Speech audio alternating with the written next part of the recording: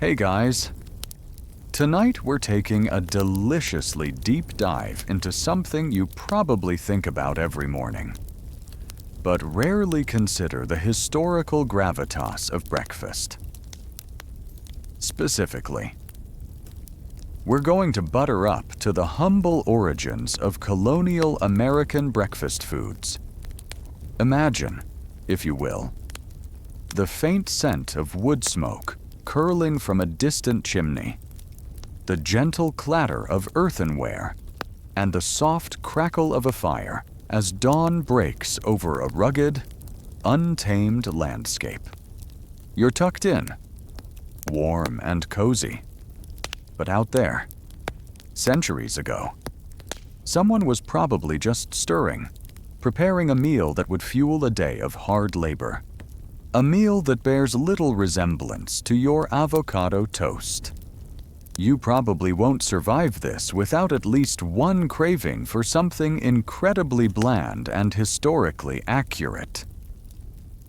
So, before you get comfortable, take a moment to like the video and subscribe, but only if you genuinely enjoy what I do here. Let me know where you're tuning in from and what time it is for you right now in the comments below. Now, dim the lights. Maybe turn on a fan for that soft background hum. And let's ease into tonight's journey together. Before anyone stepped foot on American soil with dreams of maple syrup and pancakes, what exactly were Europeans sloshing down for their morning meal? You see, the concept of breakfast, as we know it today, a distinct, substantial meal eaten first thing in the morning, wasn't quite universal or even consistently defined in 16th and 17th century Europe. For many, especially the working classes, the day started with something quick and utilitarian. You might have grabbed a hunk of stale bread, perhaps a piece of cheese if you were lucky, and washed it down with a swig of ale or cider. Water wasn't always the safest bet, so fermented beverages were often the go-to, even for kids. Imagine starting your day with a light beer. That's a quirky or fringe tidbit for you right there. Modern sensibilities would certainly raise an eyebrow. This practice highlights how different daily routines and dietary norms were, reflecting practical considerations like water purity and calorie needs for manual labor. The idea of drinking alcohol before noon sounds scandalous now, but back then, it was just hydrating for the wealthier echelons of society. Meals were more elaborate, but breakfast as a separate entity was still fluid. They might have a first breakfast of bread, cheese, and ale, followed by a more substantial dinner around midday, which was often the largest meal of the day. The very word breakfast literally means break in the fast of the night. And historically, this could happen at any point in the morning, or even early afternoon. It wasn't uncommon for people to go a good few hours into their day before having their first bite. Think about it. No instant coffee, no Pop-Tarts, no drive-through lattes. If you wanted to eat, you probably had to prepare it from scratch, which took time and effort, delaying the first meal of the day. The sheer logistical challenge of food preparation meant that convenience wasn't exactly a priority. A mainstream historical fact is that the practice of a separate, dedicated breakfast room, or even a specific morning meal was a relatively later development, largely influenced by the rising popularity of hot beverages like tea and coffee in the 18th century, which weren't widely available or affordable in early colonial times. Before that, you just sort of ate when you could, fitting sustenance into the demanding rhythms of daily life. The notion of a leisurely morning meal with specific breakfast foods is a relatively modern invention, a luxury that came with more settled lives and increased access to a wider variety of foodstuffs. So, when our early European adventurers and settlers set sail for the New World, their culinary expectations for the morning were pretty low-key. They weren't dreaming of bacon and eggs, because bacon and eggs weren't really a breakfast thing yet. Eggs, when eaten, might be part of dinner. Bacon was cured meat, eaten whenever needed for sustenance, not necessarily a morning exclusive. Their diets were heavily reliant on grains like wheat, rye, and barley, often in the form of bread, pottage, a thick stew or porridge, and gruel. Meat, when available, was preserved, salted, smoked, or dried. Fresh produce was seasonal and perishable, a stark contrast to the year-round availability we enjoy today. It's hard to imagine being excited about salted beef and hardtack for your first meal of the day, but that was often the reality for those crossing the vast Atlantic.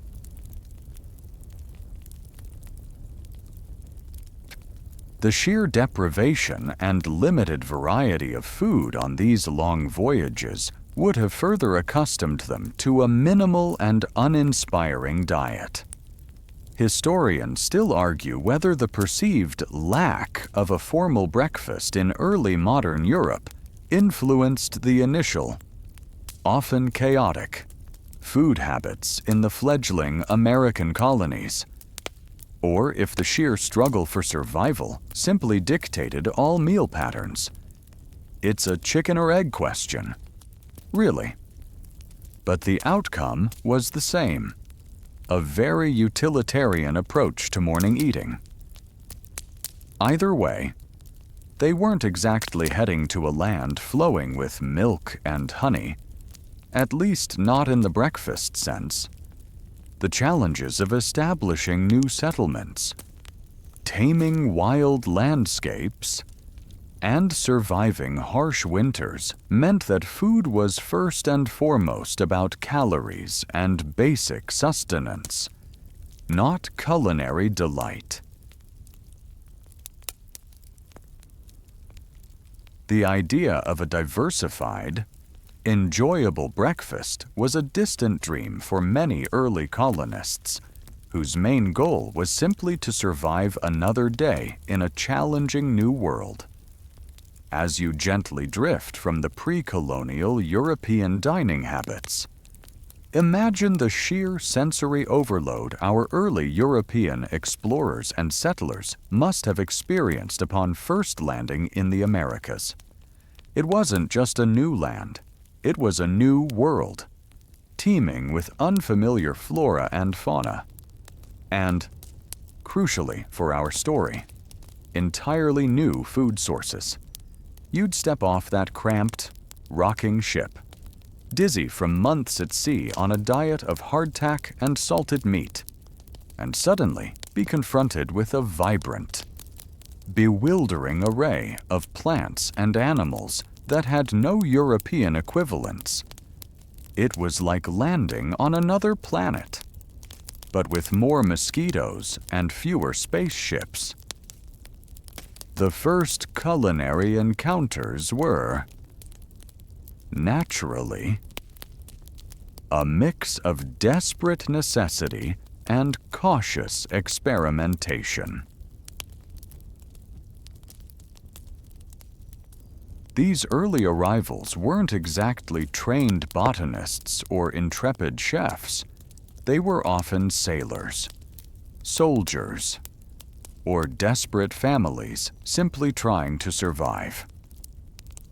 Their initial impressions of New World foods would have been shaped by hunger and a natural suspicion of the unknown. Remember, these folks grew up with wheat and barley as their foundational grains.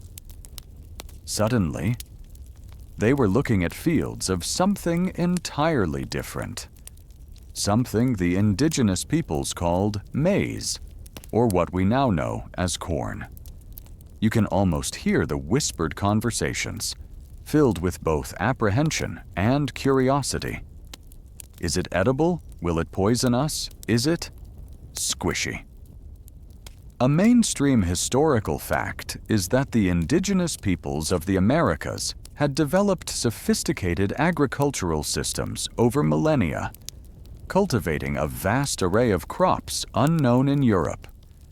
This included corn, beans, squash, potatoes, tomatoes, chilies, peanuts, and turkeys, among many others. These foods formed the backbone of Native American diets and were utterly revolutionary to the European palate. Imagine a European suddenly being handed a perfectly ripe tomato for the first time. They literally thought it was poisonous for centuries back home, often used only for ornamental purposes. Their initial reactions to these new foods would have varied wildly. Some, driven by starvation, would have eaten anything offered or discovered. Others, clinging to their familiar European culinary traditions, might have viewed the unfamiliar with disdain or outright fear. The sweet potato, for instance, a staple in many indigenous diets, would have been a strange, starchy root compared to the familiar European turnip or carrot. The idea of eating a gourd, a squash, would have been novel, as most Europeans used gourds for containers, not cuisine. A quirky or fringe tidbit from these early encounters is the often cited story of Captain John Smith's initial interactions with the Powhatan Confederacy. While the general historical consensus points to complex and often fraught relationships, popular accounts sometimes highlight instances where desperate colonists were taught by Native Americans how to cultivate and prepare new foods like corn. It's almost too neat a picture of cultural exchange, but it underscores the dependency of the early settlers on indigenous knowledge for survival. Historians still argue whether these early interactions were characterized more by genuine cooperation and mutual learning, or by opportunistic exploitation and conflict over resources, especially concerning food. The truth, as always, is likely a complex blend of both. These early culinary encounters weren't just about taste, they were about survival. The ability to adapt to new food sources was paramount. Those who clung stubbornly to attempts at growing familiar European crops in unsuitable climates, or who refused to learn from the indigenous agricultural practices, often faced starvation. The pragmatic approach, however unappealing initially, was to embrace what the land offered. This meant learning how to process unfamiliar grains, hunt new animals, and forage for edible plants. So, as our colonists began to slowly put down roots, their breakfast tables, though still very humble, started to reflect this new culinary landscape. The promise of the New World wasn't just land and freedom. It was a completely different pantry, one that would fundamentally reshape their diets. Starting with the most basic meal of the day. The traditional European breakfast of stale bread and ale was about to meet its match in the form of something far more revolutionary, the humble, yet incredibly versatile: maize. As you continue your journey through the culinary past, leaving behind the initial shock of new ingredients, you arrive at the undisputed monarch of colonial American breakfast tables, and indeed, of the entire colonial diet: maize, or corn. Forget your wheat and barley. Corn was the absolute bedrock. Imagine trying to build a modern breakfast without eggs, or bacon, or even coffee. Now imagine trying to build a colonial breakfast without corn. You simply couldn't. It was the MVP, the undisputed champion, the foundation upon which nearly every meal, especially the morning one, was built. A mainstream historical fact is that corn was the most vital crop for the survival of early European settlers in North America. Unlike European grains such as wheat and barley, which often struggled in the new climate and soil conditions, maize thrived. Indigenous peoples had been cultivating various strains of corn for thousands of years, adapting it to diverse environments, from the arid Southwest to the humid East Coast. They had perfected its growth and developed sophisticated ways to process it, knowledge that was generously, or sometimes reluctantly, shared with the struggling newcomers. Without the knowledge of how to grow and prepare corn, many early European settlements would have simply starved out of existence. It's not an exaggeration to say that corn saved the colonies. The versatility of corn was astonishing, especially when you consider the limited resources and technology available to colonists. It wasn't just eaten on the cob, like a summer picnic treat. Oh no, it was transformed into a dizzying array of staples. You see, the process of turning hard, dry corn kernels into something edible involved a lot of elbow grease. First, the kernels had to be ground into flour or meal. This was done using everything from hand-cranked mills to pestle and mortar, a laborious process that often fell to women and children. This cornmeal then became the basis for practically everything. Think about it. You wake up, and what's for breakfast? Probably something made from corn. You might have corn porridge, a thick, gruel-like concoction made by boiling cornmeal with water or milk, if you had it. This was the ultimate comfort food for a colonist. A warm, starchy, calorie-dense way to start a day of brutal physical labor. It was bland. Yes, but it was fuel. For a more solid option, you might have Johnny cakes, also known as journey cakes. essentially flatbreads or pancakes made from cornmeal, cooked on a griddle, or even directly on a hot stone by the fire.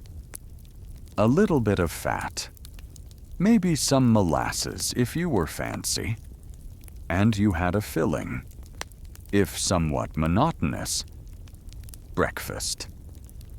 A quirky or fringe tidbit about corn in the colonial diet is the process of nixtamalization.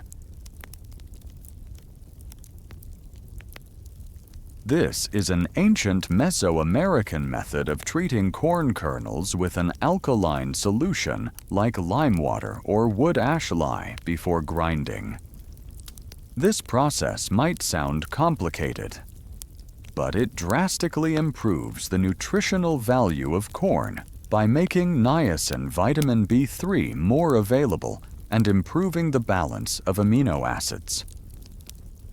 Without nixtamalization, a corn-heavy diet can lead to pellagra, a debilitating deficiency disease. While not all colonial areas consistently practiced full nixtamalization as rigorously as indigenous communities, some variations using lye from wood ash were adopted, showcasing a practical adaptation of indigenous knowledge. It's fascinating how survival sometimes led to accidental nutritional science. Historians still argue whether the widespread adoption of nixtamalization was primarily driven by direct indigenous instruction or by trial and error discovery based on observing indigenous practices. Beyond porridge and johnny cakes, corn was also used for hasty pudding, cornbread, and as a thickening agent for stews and soups. It was roasted, boiled, and dried for storage. It was the backbone of survival, the constant thread running through the challenging lives of the early colonists. You might chuckle at the idea of eating corn for breakfast, lunch, and dinner. But when your very existence hinges on every calorie, variety becomes a luxury. The humble maize, therefore, isn't just a grain in colonial America. It's a symbol of adaptation, resilience, and the indispensable role of indigenous knowledge in shaping the nascent nation's diet. Starting right there at the breakfast table, as the taste of corn porridge still lingers, you now shift your focus to the profound and often unacknowledged impact of Native American culinary knowledge on the early colonial diet. It wasn't just about handing over a few kernels of corn. It was about transferring millennia of accumulated wisdom, techniques, and an understanding of the local ecosystem that the Europeans simply did not possess. Imagine arriving in a foreign land, completely unprepared for its climate, its soil, or its indigenous plants and animals. You'd be utterly reliant on those who had lived there for generations. A mainstream historical fact is that the survival of many early European settlements in North America depended directly on the agricultural practices and food sources taught by indigenous peoples. The Wampanoag people, for instance, famously taught the Pilgrims how to cultivate native crops, fertilize the soil with fish, and identify edible wild plants. This wasn't a one-off lesson. It was a continuous process of learning and adaptation. Without this transfer of knowledge, particularly regarding the cultivation of maize, beans, and squash, the Three Sisters, of Native American agriculture, the colonists would have faced far more severe and potentially fatal challenges. Think about the sheer practicalities of a colonial breakfast. You've got your corn, sure, but how do you prepare it effectively? The indigenous communities showed them.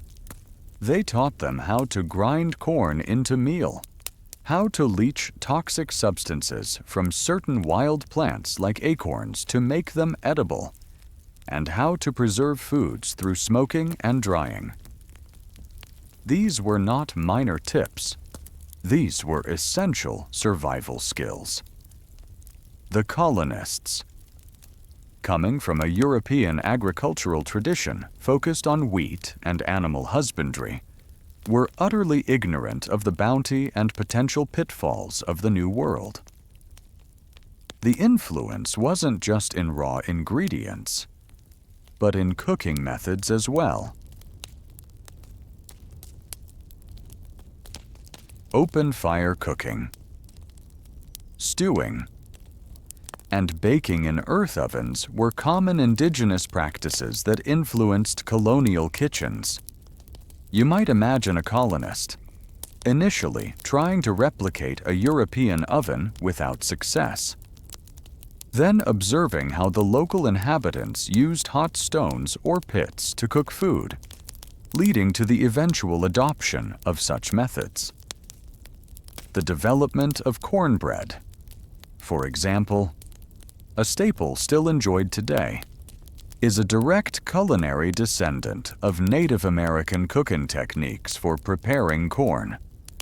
It wasn't simply a European recipe with a new ingredient. It was a fusion born of necessity and ingenious adaptation. A quirky or fringe tidbit involves the use of maple syrup. While sugar was a luxury imported from the Caribbean, indigenous peoples in the Northeast had been tapping maple trees and boiling down the sap for centuries to produce syrup and sugar. The colonists quickly adopted this practice, and maple syrup became a significant sweetener, especially for breakfast foods like porridges and johnny cakes. It's a charming thought to imagine early settlers learning how to tap trees and boil sap from their Native American neighbors, transforming a wild resource into a delicious, localized sweetener. Historians still argue whether the initial European interest in maple sugaring was primarily driven by its sweetness or by its perceived medicinal properties, as some early colonial accounts suggested. The exchange went beyond just corn and syrup. Consider beans and squash, two other New World foods that became mainstays. Beans provided essential protein, especially when meat was scarce, and squash offered vital vitamins and fiber. These vegetables were incorporated into stews and porridges, bulking up meals and providing much-needed nutrition. The colonists learned how to store these crops effectively over long, harsh winters, a skill honed by indigenous communities for generations. So, when you picture a colonial breakfast, remember that the seemingly simple bowl of corn porridge or the plate of johnny cakes wasn't just a basic meal. It was a testament to the immense culinary wisdom of the Native American peoples. Their knowledge, shared through direct teaching and careful observation, provided the very foundation for the colonial diet, particularly at that crucial first meal of the day. Without this profound influence, the breakfast tables of early America would have looked very, very different, and quite possibly far emptier. It's a crucial reminder that history, and indeed our breakfast, is a tapestry woven from many threads, often from those whose contributions have been historically undervalued. As you continue to sink deeper into the quiet hum of our historical journey, leaving the verdant fields of Native American agriculture behind, you're about to encounter one of the starkest realities of early colonial life: the sheer, brutal fact of food shortages. Forget the idyllic images of abundant harvests.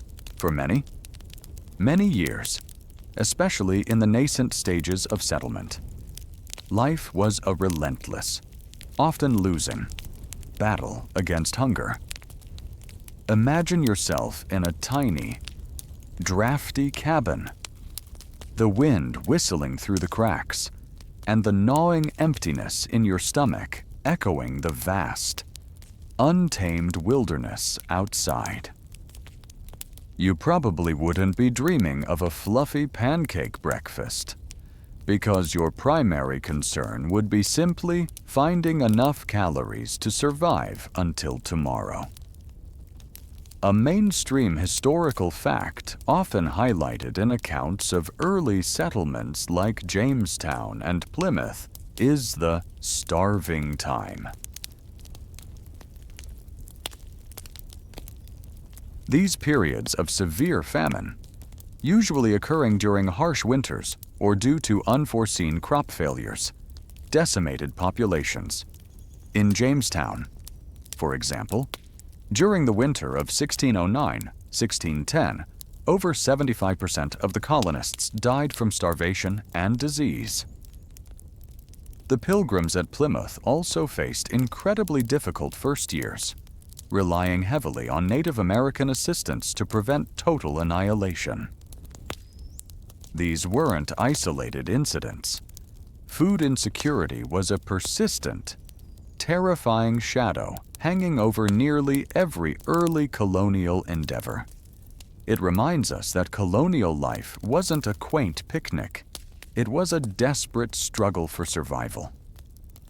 Why were these shortages so common and so severe? Well, several factors conspired against the early colonists. First, they arrived with limited provisions, most of which were designed for the sea voyage itself, not for sustaining a permanent settlement. Think about what lasts on a ship-salted meat, hardtack a notoriously bland, hard biscuit, and dried goods. Fresh food was a luxury quickly consumed or spoiled. Second, their agricultural skills were often ill-suited to the New World's climate and soil. They tried to grow familiar European crops like wheat and barley, which often failed, and they were slow to adapt to the indigenous crops like maize, despite Native American guidance. It's tough to learn a new farming system when your stomach is rumbling louder than your thoughts. Third, the logistical challenges were immense. Importing food from Europe was slow, expensive, and unreliable, prone to shipwrecks, storms, and delays. Imagine waiting months for a resupply ship, only to have it never arrive. That's a level of anxiety that makes today's grocery store shortages seem like a minor inconvenience. Fourth, disease, harsh winters, and conflicts with Native American tribes further hindered their ability to produce or acquire food. Sickness could wipe out an entire labor force, leaving fields untended and harvests uncollected. So, What did this mean for breakfast? It meant that the morning meal, like all meals, was dictated by sheer availability. You weren't choosing what to eat. You were eating what you could. If you had a handful of cornmeal, you'd make a watery gruel. If you had some dried beans, you'd boil them. If you managed to hunt a small animal, every scrap would be used. Meat, when available, was often dried or salted and served sparingly. There was no concept of breakfast meat as a separate category. Meat was just meat, a precious source of protein for any meal. A quirky or fringe tidbit from these desperate times is the extent to which colonists resorted to foraging for wild edibles, often unfamiliar and sometimes dangerous. There are accounts of settlers eating roots, bark, and even leather from their shoes during the worst famines.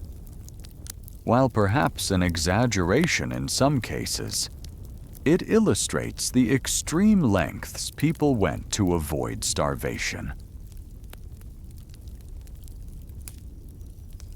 This desperate scavenging would have constituted their breakfast in many harrowing instances, a far cry from the comforting image of a morning meal.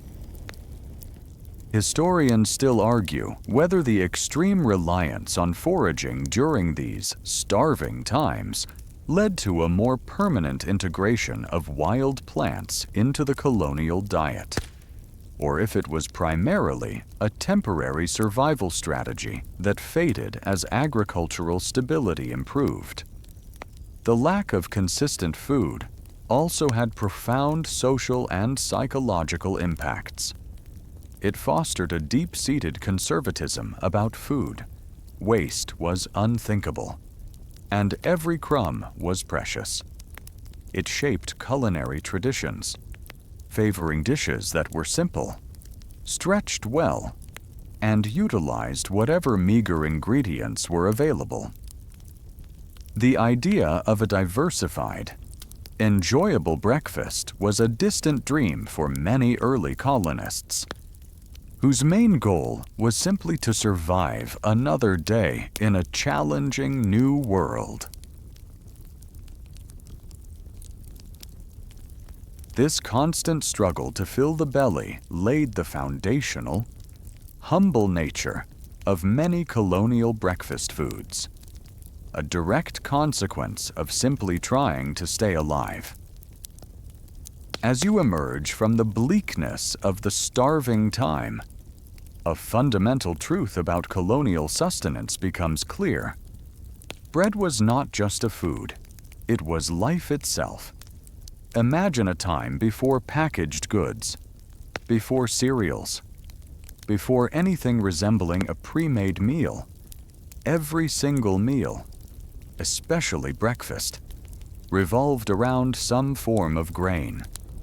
And for the colonists, often attempting to cling to European dietary habits, bread, in its many humble forms, was the most comforting, most familiar, and most essential staple. You'd probably wake up dreaming of it, even if that dream involved something rock-hard and barely palatable. A mainstream historical fact is that bread, or at least a grain-based product, formed the absolute core of the daily diet for most European settlers. While in Europe, wheat bread was often the ideal, in the colonies, the reality was far more diverse and dictated by what could actually be grown.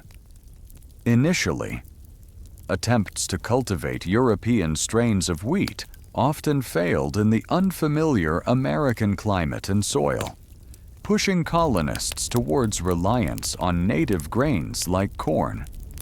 This adaptability led to a fascinating evolution in what constituted bread at the Colonial breakfast table. So, what kind of bread are we talking about? Certainly not the fluffy, artisanal loaves you might pick up from a bakery today. Early colonial bread was dense, often coarse, and varied wildly depending on the available grains. If you were lucky enough to have some wheat flour, you might get a true wheat bread, though this was often reserved for special occasions or the wealthier households.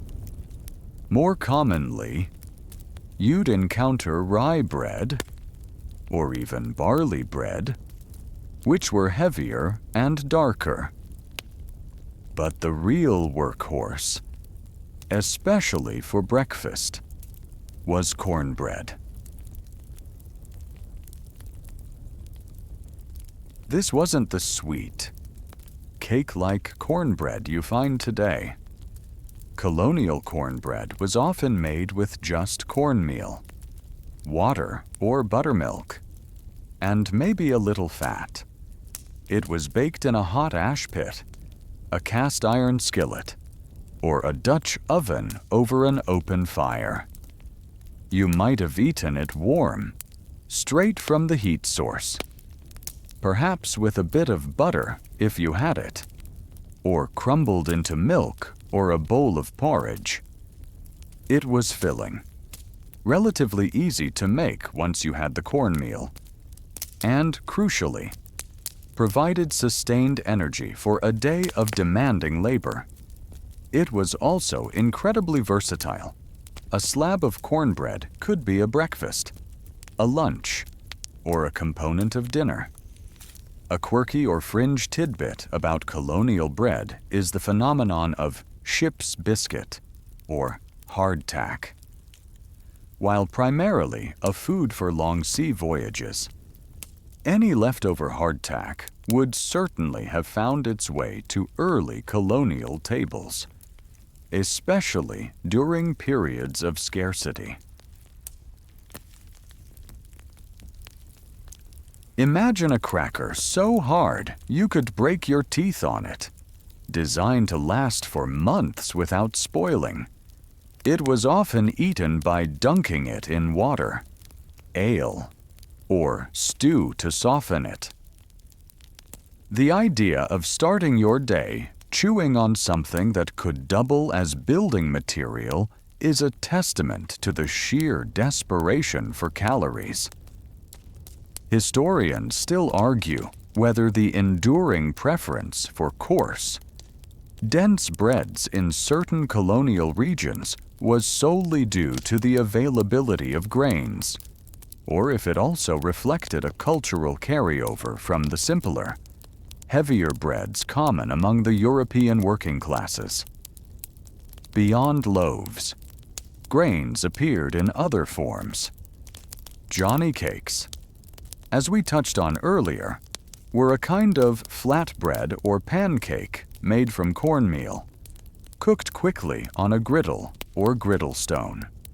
They were a rapid, convenient way to get some quick calories in the morning. And don't forget rusks, a type of dry, hard biscuit often made from leftover bread, which could be re-softened with liquid. This was an early form of food recycling, ensuring no calories went to waste.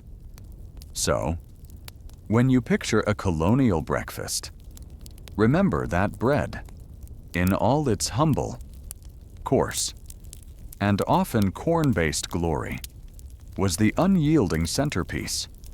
It wasn't about gourmet flavors or delicate textures. It was about substance, survival, and the comforting, if monotonous, promise of calories to face another day in a challenging new world. It truly was the staff of life. Morning, noon, and night, moving beyond the solid, dependable loaf of bread. You now immerse yourself in the warm, comforting, and utterly ubiquitous world of porridge. If bread was the staff of colonial life, then porridge was its soothing, calorie-rich, liquid cousin. For many early colonists, especially for women, children, and the elderly, and certainly for anyone on a tight budget or with limited cooking facilities, a bowl of hot porridge was the undisputed king of the morning meal. It was the original fast food of the colonies. Though fast is a relative term when you're grinding your own grains. Imagine waking up in a chilly, drafty cabin, the only heat coming from the struggling fireplace. A steaming bowl of something warm and filling would be the most appealing start to your day. This isn't the delicate oatmeal with berries and honey you might enjoy today. This was a thick, often bland, but incredibly vital gruel, designed purely for sustenance.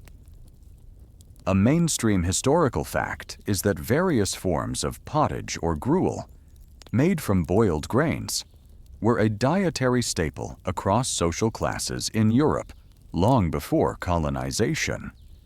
And this tradition naturally migrated to the American colonies. It was cheap, easy to make in large quantities, and could be stretched with whatever was available. The most common form of colonial porridge was made from cornmeal. You'd take your freshly ground cornmeal, mix it with water, or perhaps milk or buttermilk if you were fortunate enough to have a cow or goat, and simmer it over the fire until it thickened into a hearty, sticky consistency. This was often called hasty pudding in New England, a name that suggests its quick preparation, though quick was relative. It was also known as mush in other regions. It was incredibly versatile. You could eat it plain, or add a pinch of salt. Sweeteners like molasses or maple syrup were luxuries, saved for those who could afford them, or perhaps for special occasions. Otherwise, it was just corn, and water, and calories. Beyond corn, other grains found their way into the porridge pot. If a colonist had oats, or rye, or even barley, these would also be boiled down into gruel. The texture would vary wildly depending on the coarseness of the grind and the type of grain, ranging from smooth and creamy to chunky and fibrous. It was rarely refined. Remember, the goal was nutrition, not culinary finesse. It was about getting enough energy to chop wood, tend fields, or care for a household. A quirky or fringe tidbit about colonial porridge is its sheer, unadulterated blandness. Imagine eating the same basic, unsweetened, unflavored grain mush, day after day, week after week. It really puts modern breakfast choices into perspective, doesn't it? The ability to tolerate such a repetitive diet speaks volumes about the sheer survival instincts of the colonists. Some accounts suggest that children might have been fed so much of it that they developed a lifelong aversion to anything resembling mush. Historians still argue whether the consistent blandness of colonial porridges led to a greater appreciation for any form of flavor enhancement, no matter how simple, or if it simply reinforced a stoic acceptance of dietary monotony. Porridge was also a perfect vehicle for stretching meager supplies. A small amount of leftover meat, some dried berries, or even a few foraged greens could be stirred in to add flavor and nutrients. It was the ultimate empty-the-pantry meal, before anyone even had a pantry worth emptying. It truly embodied the spirit of colonial cooking, resourceful, resilient, and utterly pragmatic. So, when you picture the colonial breakfast table, don't just think of a plate, think of a bowl. A humble, steaming bowl of porridge made from corn, or oats, or rye, offering warmth and sustenance in a world where every calorie counted. It was the daily ritual for countless individuals, a plain but powerful symbol of survival and the enduring legacy of a truly foundational food. It was, quite literally, the fuel that built a nation, one spoonful of mush at a time. From the comforting, though often bland, embrace of porridge, you now turn your attention to a more coveted and often elusive component of the colonial breakfast: meat and protein. While grains formed the caloric bedrock, meat provided the vital protein and fat necessary for demanding physical labor. However, obtaining it was a far cry from a quick trip to the butcher shop. Imagine a time when your breakfast might literally depend on your ability to hunt, fish, or, if you were fortunate, raise livestock. A mainstream historical fact is that protein sources in colonial America were highly dependent on regional geography and the stage of settlement. In the very early years, particularly on the frontier, hunting and fishing were paramount. Deer, wild turkeys, rabbits, squirrels, and various game birds filled the forests, while rivers and coastlines teemed with fish, shellfish, and migratory fowl. This was often a male-dominated activity, fraught with danger, and success was never guaranteed. You might wake up with visions of a juicy turkey, only to spend hours tracking it through the woods with no guarantee of a meal. As settlements became more established, colonists began to introduce European livestock, pigs, chickens, and eventually cows and sheep became more common. Pigs were particularly favored for their adaptability and efficiency. They could largely forage for themselves and produced a good amount of meat and lard. A quirky or fringe tidbit is that pigs were often allowed to roam freely through early colonial towns, acting as de facto garbage disposals. Imagine waking up to the sound of a pig rooting around outside your window, perhaps not the most appetizing breakfast companion. This practice, while practical, also led to unsanitary conditions and often humorous, though sometimes problematic, interactions between humans and their wandering livestock. Historians still argue whether the early adoption of free-range pig farming in colonial towns was primarily due to a lack of fencing and infrastructure, or if it was a deliberate, economically efficient strategy to manage waste and produce meat simultaneously. For breakfast, meat was rarely served fresh unless it was immediately after a successful hunt or slaughter, Instead, preservation was key. Salted pork was incredibly common, a versatile and long-lasting protein. You might have seen thick slices of salted pork, often soaked overnight to reduce the brininess, fried over an open fire. This provided a much-needed burst of fat and calories to fuel a strenuous day.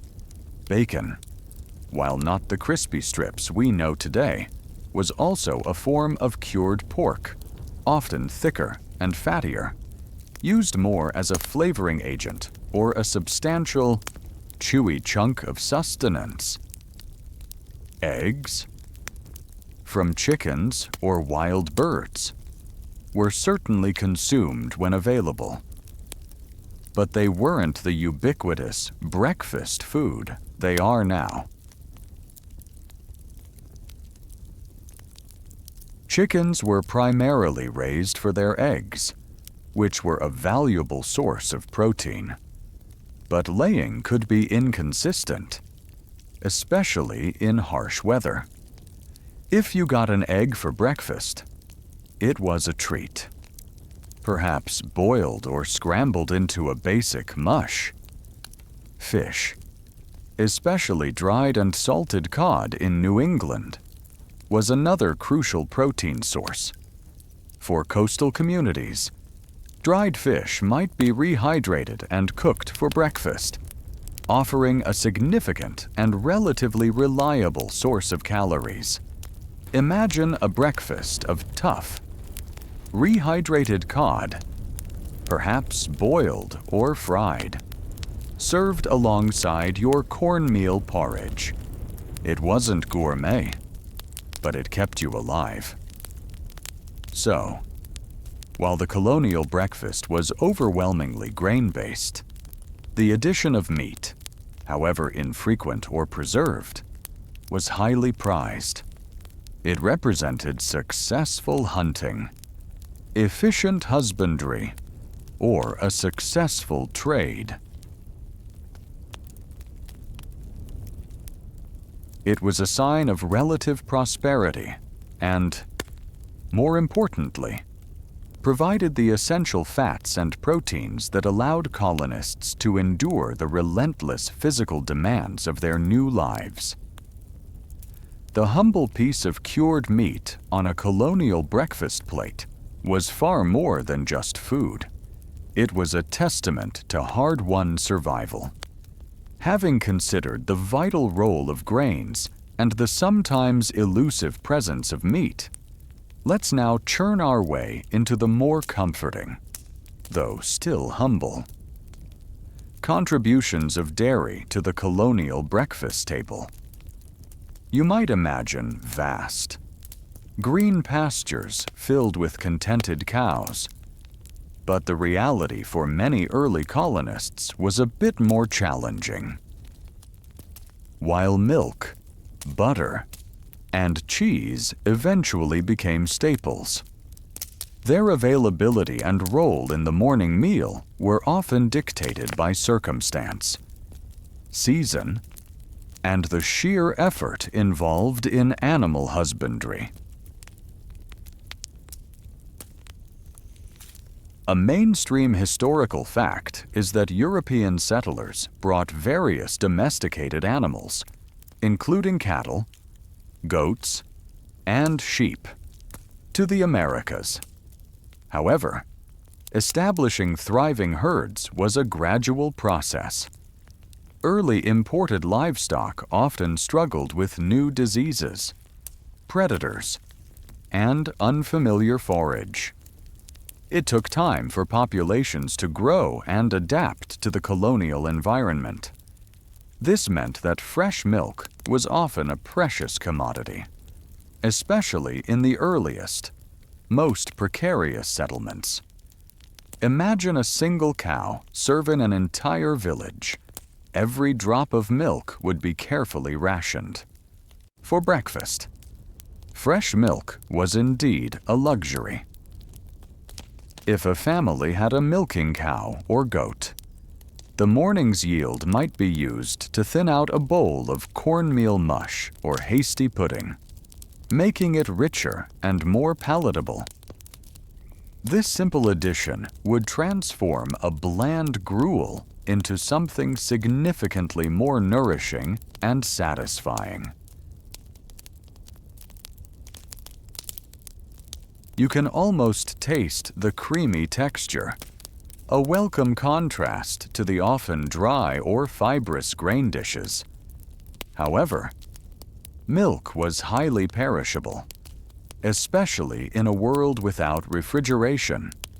It would quickly sour, so any excess had to be processed immediately. This brings us to butter and cheese, the more stable forms of dairy that found a consistent place on colonial breakfast tables. Butter was made by churning cream, a laborious task often performed by women and children.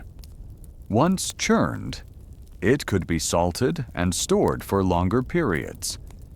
Imagine the satisfaction of spreading a thin layer of your own homemade, slightly salty butter on a piece of cornbread or a Johnny cake.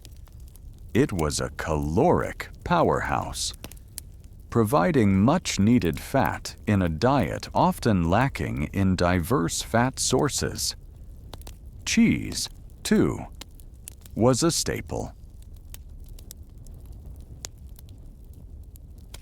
While perhaps not always a dedicated breakfast food, in the way we think of it, a chunk of hard, aged cheese would have been an excellent source of protein and fat, readily available for any meal.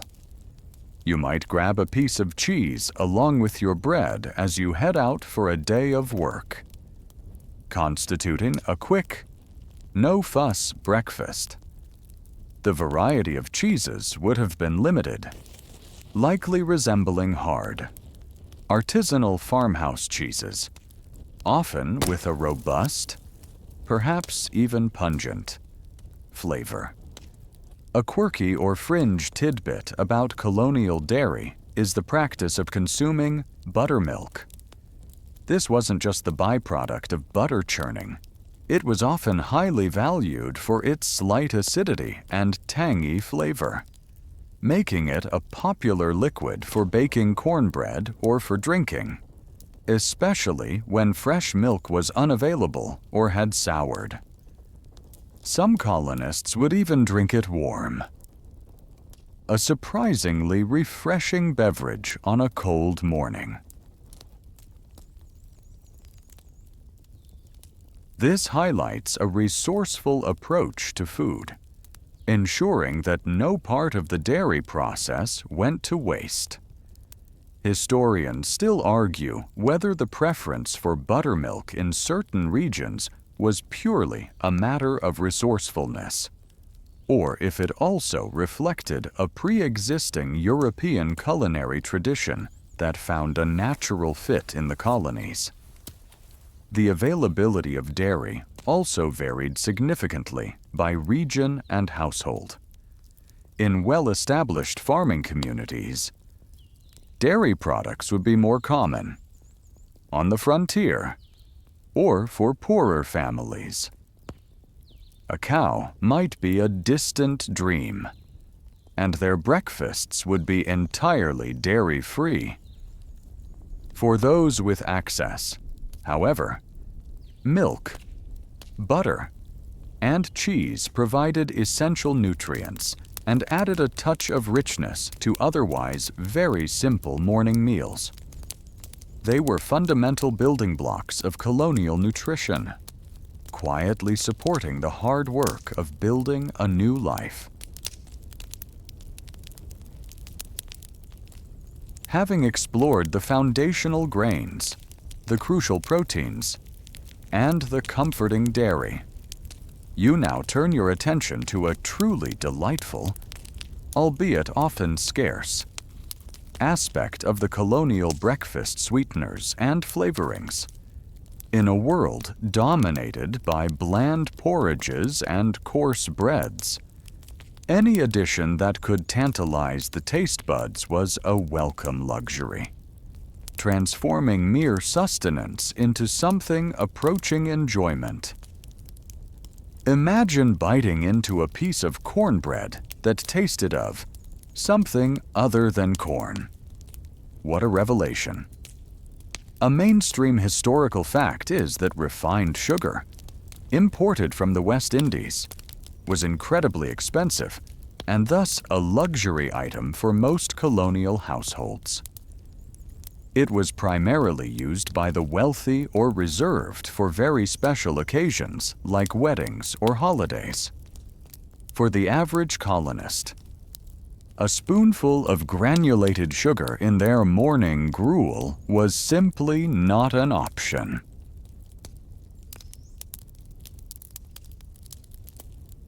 This scarcity drove the ingenious use of alternative sweeteners, often derived directly from the abundant natural resources of the New World. The undisputed king of colonial sweeteners, especially in the northern colonies, was maple syrup and maple sugar. As we briefly touched upon, Native American peoples had been tapping maple trees and boiling down the sap for centuries, a profound culinary tradition that the colonists quickly adopted. Imagine the painstaking process trudging through snowy woods in late winter or early spring, tapping trees, collecting gallons upon gallons of watery sap, and then spending days boiling it down over an open fire until it reduced to a thick, amber syrup or even granulated sugar. It was a massive undertaking, but the reward was a precious, localized sweetness. You might drizzle maple syrup over your Johnny cakes. Stir maple sugar into your porridge, or even use it to sweeten a bland drink. It was the natural, organic equivalent of a modern sugar packet, but with a far more rustic charm. Another crucial sweetener was molasses. This byproduct of sugar refining, particularly from the Caribbean sugar plantations, was significantly cheaper than refined sugar. It was thick, dark, and wonderfully rich, imparting a distinctive, slightly smoky sweetness. Molasses found its way into everything, from baking thick gingerbread, though perhaps not for breakfast, to being drizzled over hot cereals. It was also commonly mixed with hot water to create a simple, sweet drink. You can picture a family gathered around the table, taking turns spooning a dollop of thick, dark molasses onto their morning mush, a small act of indulgence in a hard life. Beyond sweeteners, other simple flavorings were employed. Salt, of course, was omnipresent and essential for preservation, but it also enhanced the taste of otherwise bland foods. A pinch of salt could bring out the subtle flavors in corn porridge. For something more aromatic, colonists might have used dried herbs gathered from their gardens or the wild. Perhaps a touch of mint or wild thyme, if available, could be stirred into a morning tea if they had tea leaves, or even a warm drink made from roasted grains. These additions were modest, but in a world of limited culinary complexity, they made a significant difference. A quirky or fringe tidbit involves the use of fruit. While fresh fruit was seasonal and perishable, dried fruits like apples, peaches, or wild berries, cranberries, blueberries would have been prized. Imagine a few precious dried apple slices stewed into a morning porridge, offering bursts of tart sweetness and a delightful textural contrast. These small additions were often the only dessert many colonists experienced, and a fruit-enhanced breakfast would have felt like a luxurious treat. Historians still argue whether the colonial preference for strong, bold flavors in their sweeteners like molasses and maple syrup over the subtle sweetness of refined sugar was a matter of cost, or if it reflected a developing regional palate shaped by available indigenous ingredients.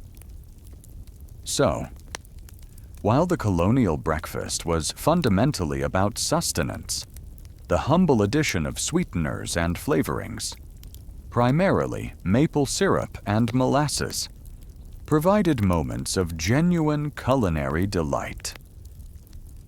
They were the small, sweet touches that made the relentless monotony of a difficult life just a little bit more bearable, turning a basic meal into a fleeting moment of warmth and simple pleasure. Stepping away from the universal elements of colonial breakfast, you now journey into the fascinating realm of regional variations. Imagine while a bowl of corn mush might have been a constant from Massachusetts to Georgia, the specific ingredients, cooking methods, and even the names of dishes would shift subtly, reflecting the unique geography, climate, and cultural influences of each burgeoning colony. It's a bit like comparing different regional accents for the same word. The core is there, but the flavor is distinct. A mainstream historical fact is that the 13 colonies were far from a monolithic entity. They developed distinct economies and social structures based on their geographic characteristics. New England, with its rocky soil and long winters, relied heavily on fishing, whaling, and trade. The mid-Atlantic colonies, with their fertile plains, became the breadbasket, producing abundant grains. The southern colonies, with their warm climate and vast tracts of land, focused on labor-intensive cash crops like tobacco and later, rice and indigo. These differences profoundly impacted what ended up on the breakfast table. In New England, for instance, corn reigned supreme due to the challenge in growing conditions for wheat. So, for your morning meal, you'd likely encounter hasty pudding or cornmeal mush, perhaps sweetened with that precious, locally sourced maple syrup. The proximity to the ocean also meant that fish, particularly dried or salted cod, was a common protein, even for breakfast. You might have seen boiled or fried fish served alongside a grain-based dish, offering a bracing start to a cold New England day. And don't forget the abundance of wild berries, which, when dried or preserved, could occasionally add a touch of sweetness and color to a winter morning. It was a utilitarian, hearty breakfast designed to fuel Puritan stoicism. Journeying southward to the mid-Atlantic colonies, think Pennsylvania, New York, New Jersey, you'd find a more diverse culinary landscape. With richer soil and a more temperate climate, wheat cultivation was more successful here. So, while corn was still important, you might see more genuine wheat bread or rye bread for breakfast. The influence of various European immigrant groups, German, Dutch, and Swedish also began to introduce new breakfast traditions. German settlers, for example, brought with them practices of making hearty sausages and cured meats, which might occasionally grace a morning plate. The presence of more diverse livestock also meant better access to dairy products. So milk, butter, and cheese might have been more consistently available to enrich porridges or accompany bread. Further south, in the southern colonies, the diet was distinct once again. While corn was still king, particularly for the enslaved populations whose labor fueled the agrarian economy, the warm climate also allowed for the cultivation of other crops that found their way into morning meals. Rice, introduced as a cash crop, became a significant part of the diet, especially in areas like South Carolina. You might have seen rice gruel or rice bread for breakfast. Sweet potatoes were also widely cultivated and could be baked or boiled for a morning meal. The prevalence of livestock meant more access to pork products. And a quirky or fringe tidbit is the development of regional curing methods for ham and bacon that became signature Southern flavors, even in breakfast applications.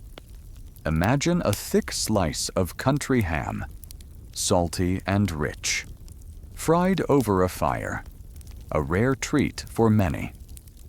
Historians still argue whether the distinct regional breakfast traditions in colonial America were primarily driven by environmental factors and available crops, or if cultural preferences and the culinary heritage of specific immigrant groups played a more dominant role in shaping morning meal patterns.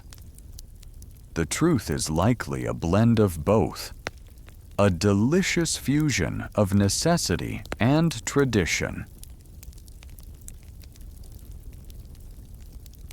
The humble breakfast, therefore, offers a flavorful window into the diverse and developing identities of the colonial American landscape, a truly fascinating mosaic of tastes and traditions. Having journeyed through the regional culinary quirks, let's now pour ourselves a cup of history and explore the drinks that wash down those humble colonial breakfasts. Forget your morning espresso or smoothie. The options for a colonial thirst quencher were far more limited, and often quite surprising by modern standards. You'd probably wake up less concerned about your caffeine fix and more about simply getting something potable down your throat. A mainstream historical fact is that clean drinking water was often scarce or suspect in early colonial settlements, leading to a widespread reliance on fermented beverages for hydration. This wasn't just about getting tipsy first thing in the morning. It was a pragmatic approach to fluid intake when the local well might be contaminated or simply unavailable. As a result, ale and cider were incredibly common breakfast drinks, even for children. Imagine starting your day with a weak beer. It sounds shocking now, but it was safer than risking dysentery from untreated water. These beverages were low in alcohol content, often home-brewed, and provided much-needed calories and hydration without the dangers of contaminated water. Beyond the fermented standbys, other options slowly emerged. Milk, as we discussed, was a precious commodity, often reserved for infants or used to enrich porridge. If you had fresh milk, it was consumed quickly before spoiling. More common would have been buttermilk or whey, the byproducts of butter and cheese making, which were often drunk for their nutritional value and tangy flavor.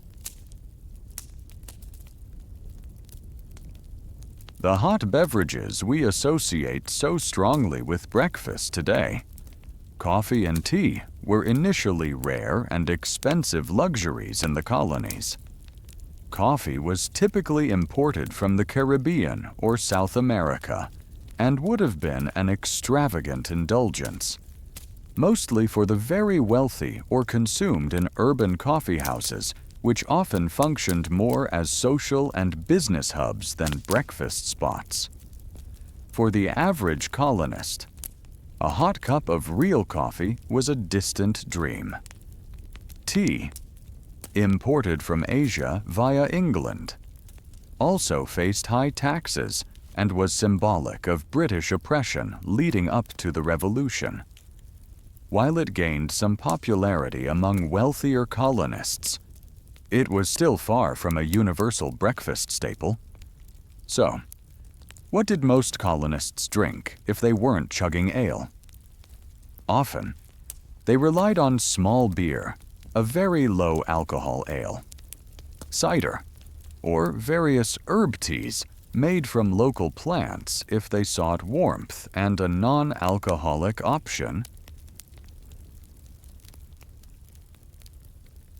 These herbal infusions might be made from sassafras, mint, or other wild or cultivated plants, valued for their perceived medicinal properties as much as for their taste.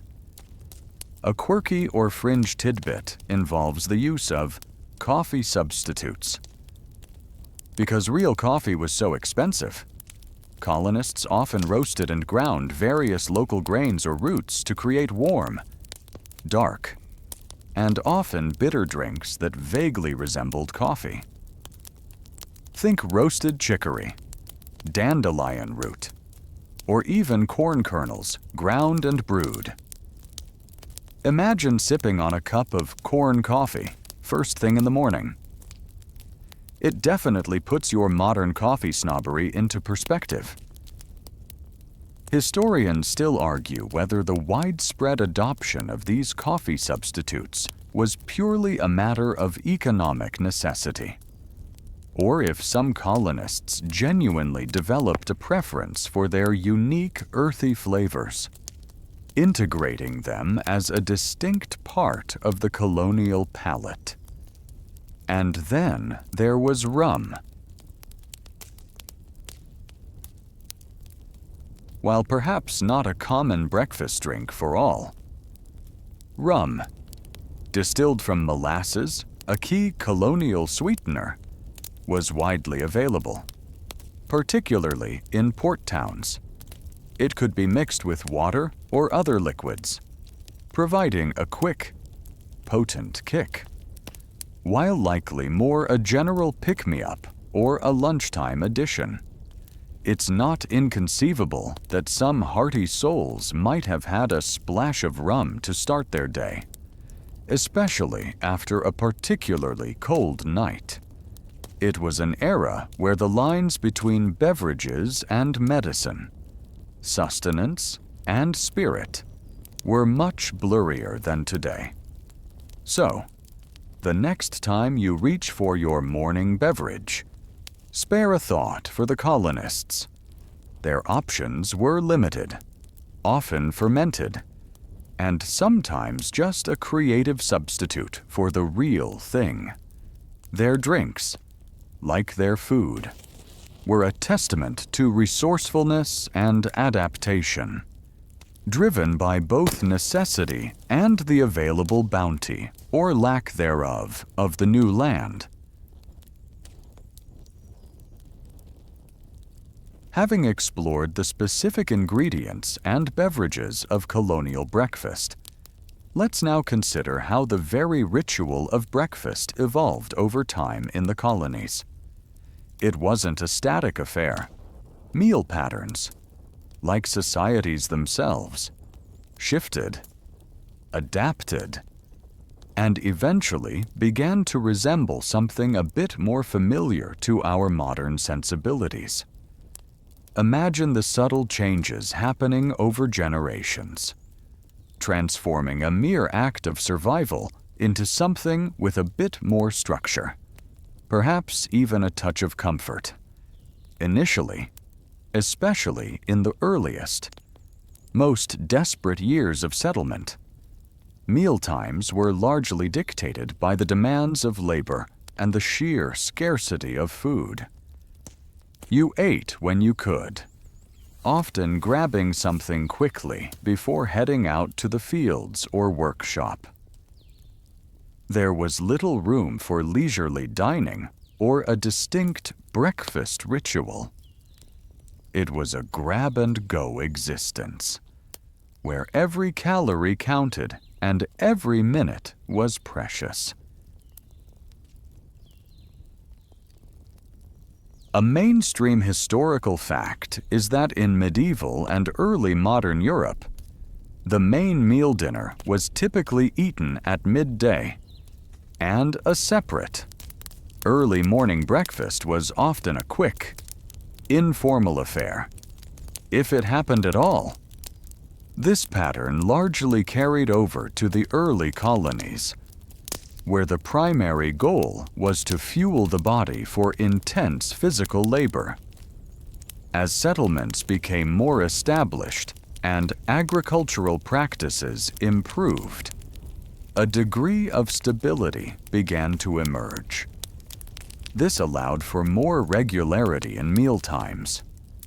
While dinner remained the most substantial meal, breakfast gradually started to gain more definition. Families might gather around a communal hearth, sharing a bowl of hot porridge or some cornbread. This wasn't a formal dining room experience, but it was a step towards a more communal and structured start to the day. The simple act of sitting down together, even for a bland meal, began to foster a sense of family and community. The development of better cooking tools also played a role. The widespread adoption of cast iron cookware, particularly Dutch ovens and griddles, made it easier to prepare a wider range of hot foods. Imagine the convenience of being able to cook Johnny cakes quickly on a griddle over the fire, or simmering a pot of porridge more efficiently. This made hot breakfast items more accessible and less time-consuming to prepare. A quirky or fringe tidbit about the evolution of breakfast rituals is the gradual move away from small beer as a primary morning drink. While it remained common for a long time, as more secure water sources were established and as knowledge of food safety improved, there was a slow shift towards water, or eventually, the more expensive imported tea and coffee. This wasn't a sudden change, but a creeping normalcy that saw fewer children starting their day with a low-alcohol brew. Historians still argue whether this shift away from alcoholic morning beverages was primarily due to increased access to safe water, or if it was driven by emerging moral and social norms, particularly influenced by growing religious movements that discouraged regular alcohol consumption. By the 18th century, particularly among the growing middle and upper classes, breakfast began to take on a more formal character. The increasing availability of imported goods, including tea, coffee, and sugar, allowed for more varied and elaborate morning meals. You might find a wider array of breads, perhaps even some sweetened items, and the cherished hot beverages. Breakfast became less about mere sustenance and more about a gentle transition into the day, a moment of civilized repose. However, for the vast majority of the population farmers, laborers, enslaved people, breakfast remained a functional meal. It was about filling the stomach with enough calories to face the demanding day ahead. The rituals, if any, were simple: eat quickly, efficiently, and be ready to work. So, while the evolution was uneven, the trend was clear from desperate grabs for survival to structured, communal meals, and eventually, for some, even a touch of leisurely indulgence. The humble breakfast, therefore, wasn't just a static plate of food. It was a dynamic reflection of colonial society's gradual, complex growth. From the evolving rituals of breakfast, you now shift your gaze to how the morning meal, humble as it often was, served as a surprisingly clear social indicator in colonial America. Forget elaborate crests or grand mansions.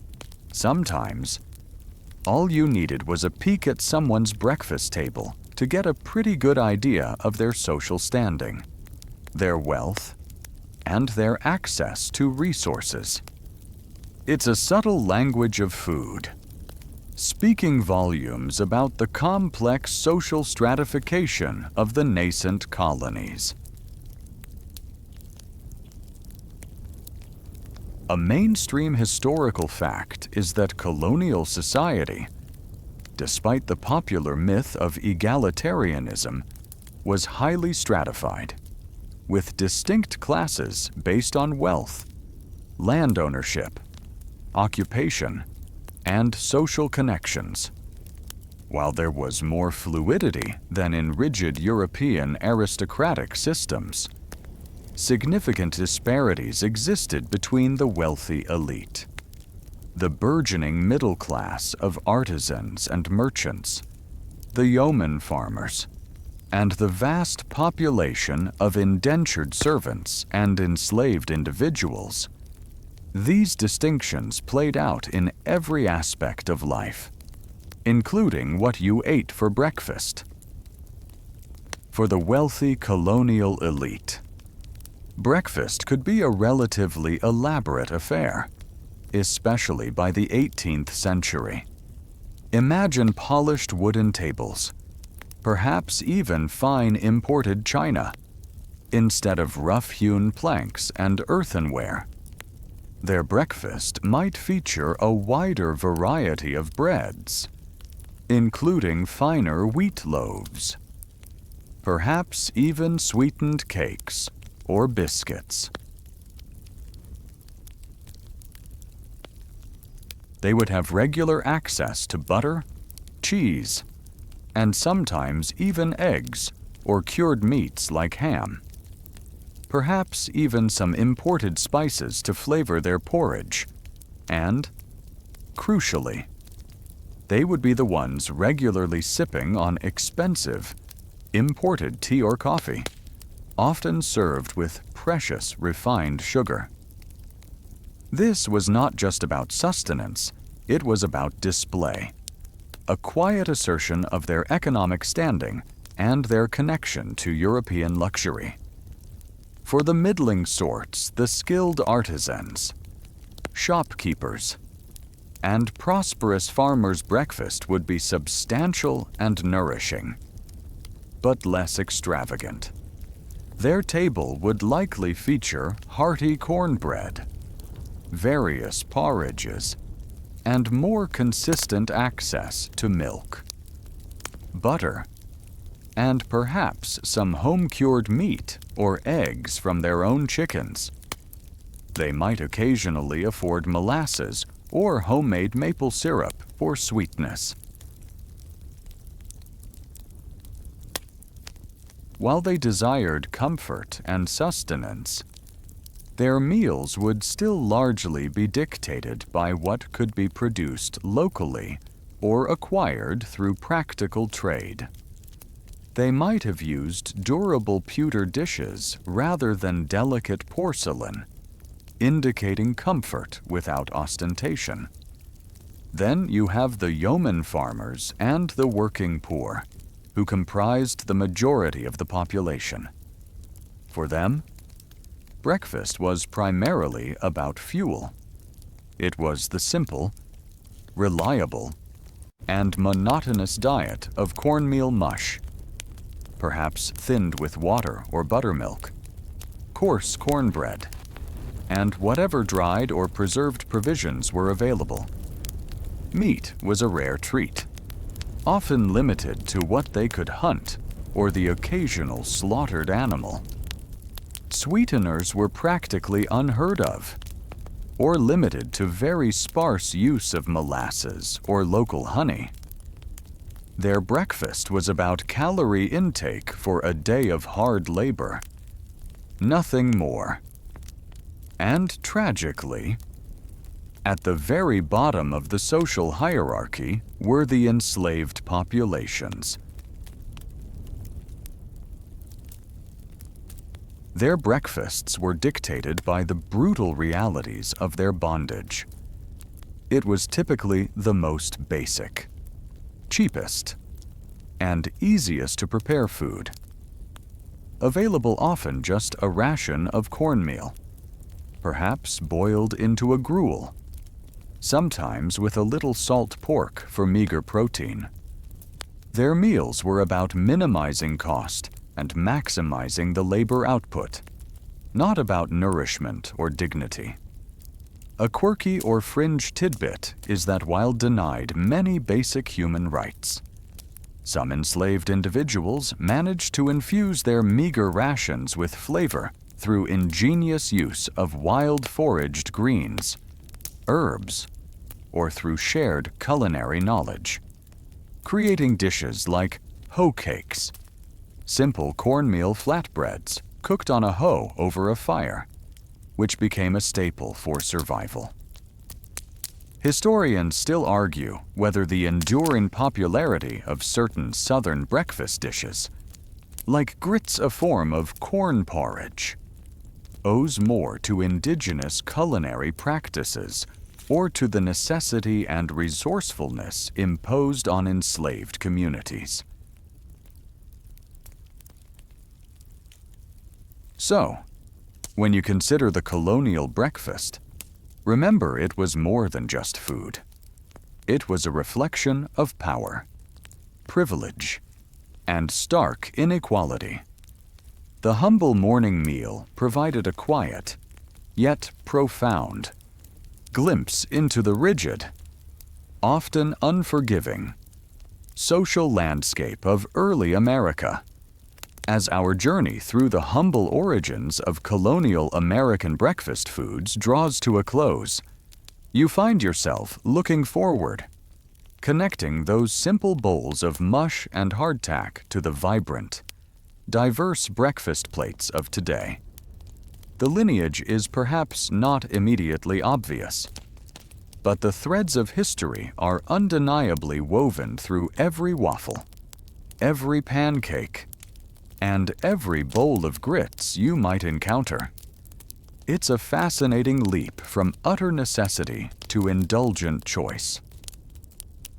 A mainstream historical fact is that many of the core ingredients and even some direct dishes from the colonial era have persisted, evolving over centuries to fit changing palates and technologies.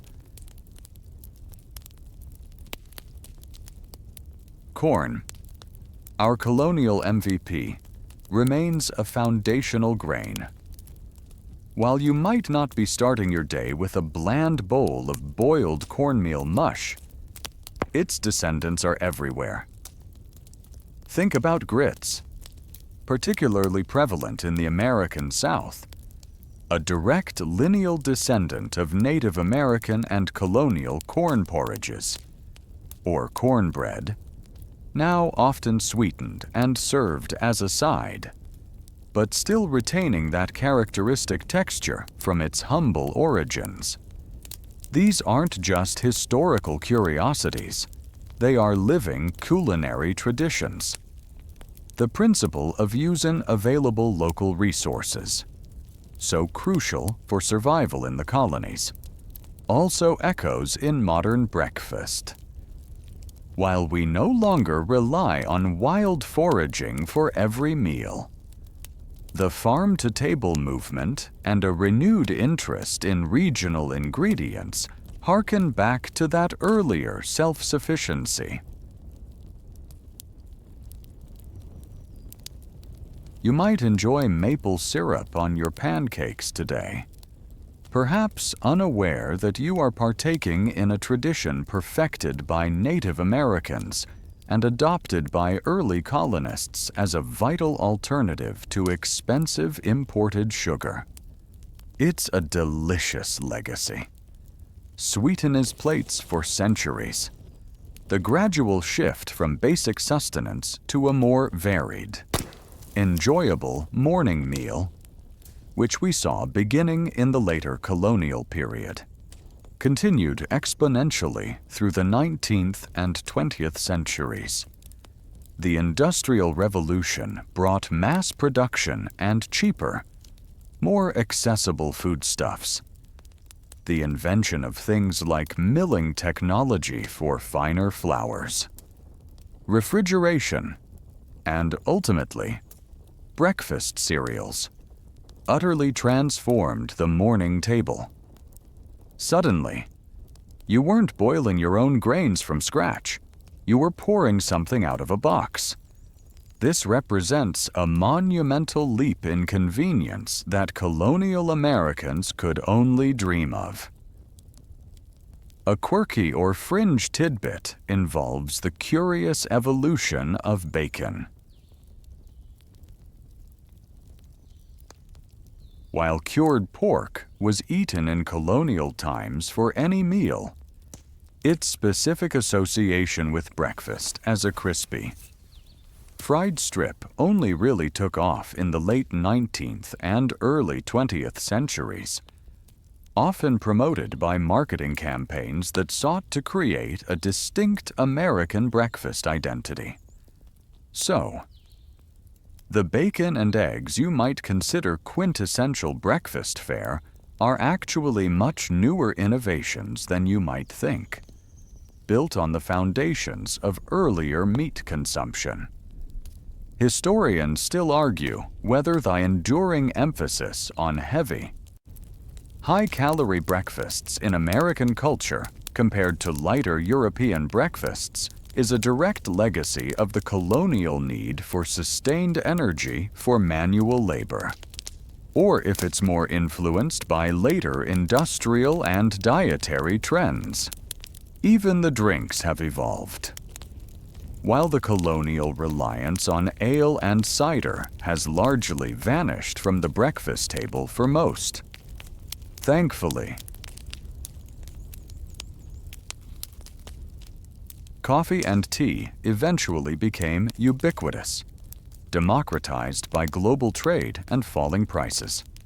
Your morning cup of joe, once an elite luxury, is now a cornerstone of daily routine for millions, a far cry from roasted chicory roots. So, as you finally settle into a deep, peaceful sleep, allow the images of those humble colonial breakfast tables to fade. From desperate bowls of corn mush and hardtack to the abundance of today's brunch menus. The journey of breakfast is a quiet testament to human ingenuity, resilience, and the relentless drive for comfort and nourishment. The echoes of those simple meals still resonate, reminding us that even the most ordinary parts of our day have extraordinary histories. Now, as the faint scent of historical porridge gives way to the stillness of your room, let your mind drift. The long journey through time, through fields of corn and bustling colonial kitchens, has ended. You've tasted the past, understood the struggles, and perhaps gained a new appreciation for the simple abundance around you. There's nothing more to learn tonight, nothing to prepare for, just quiet repose. Let the faint hum of your fan, or the gentle silence of your space, lull you deeper into relaxation. The stories have been told, the history laid bare. All that's left is peace, calm, sleep,